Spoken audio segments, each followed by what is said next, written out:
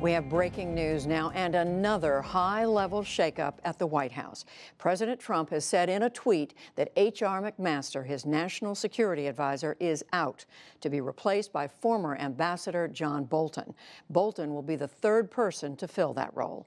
Our John Yang is here to fill us in now with what we know. So, John, we've been hearing that H.R. McMaster might be out for some time.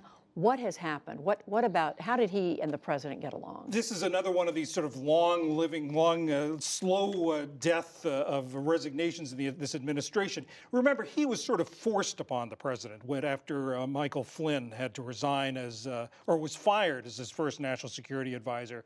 He is a three-star general. He's active service in the Army, maintained his service in the Army. But in his announcement tonight, he says he's going to retire from the Army, which is a little bit of a surprise because there had been reports out of the Pentagon that people were looking for a four-star job that could open and could be a nice soft landing for him. But the two of them never really gelled, according to people in the administration.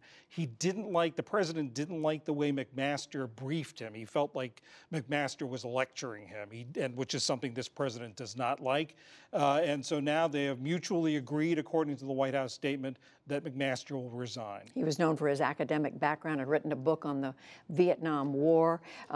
So let's talk about John Bolton. He served in the George W. Bush administration. He was the UN ambassador for ambassador to the UN, which was a little interesting because he's a little bit of a firebrand. He has a reputation of a bit of a bomb thrower. He was a protege of the late Senator Jesse Helms of North Carolina. He was a recess appointment to the UN. He was very critical of the UN. And then he left that post when the recess appointment would have to have been renewed and a formal nomination made because he was not going to get Senate confirmation when the Democrats took over. He served, just a little over a year? A little over a year. In that position. And John, we've been reading about this. He has been heading up a political action committee to raise money for conservative causes. A big PAC, the super PAC that has been raising money. The last expenditure was just a couple of days ago.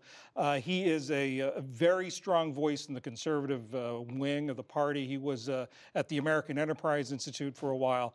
It's going to be interesting to see how this is going to be received in the foreign policy community and on the Hill. I remember that a number of leading Republican figures in the foreign policy arena did not want John Bolton to be named. His name was in the mix when H.R. McMaster was chosen. That's exactly right. He was seen as a little bit outside the mainstream. Also, another interesting point is this is the latest Fox News commentator to be brought into the administration. It's as if, and we don't have, that the president does watch Fox News a lot based on his tweets. So I think he seems to be taking the people that he's watching and bringing them inside the White House. So we should say, John Yang, thank you. This comes on the heels. The president fires his Secretary of State and now is getting rid of his national security advisor, the two leading people in the administration who guide him on national security. On the eve of apparent talks with North Korea.